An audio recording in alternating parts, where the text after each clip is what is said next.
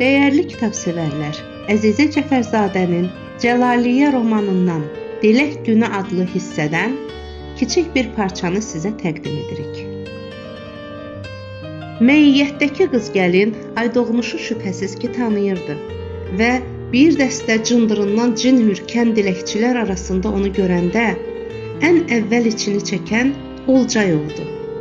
Kaş məni diləməyə gəlmiş olaydı, Allahım, kaş məni diləməyə gələydi. O biri qızlar, qadınlar hamını gülmək tutdu. Aydoğmuş adlı sərkərdə qədd-qamətli, xəz yaxalıqlı göyməsi, qızıl sırğası, mürəssə xəncəri ilə bu cinşəyətin qoşunu içində elə əcaib görünürdü ki, uğundular, amma gülməklərini tezdə içəri saldılar. Cəlaliyyə maraqla baxırdı Aydoğmuşa. Məlikə fikrində belə əri Cəmşidə, Cəlallı Cəmşidə xəyanət etmək istəmirdi. Hər şey kişi cildinə bürünəndə, ər siması taxınanda ona yalnız və yalnız Cəmşid şəklində görünürdü.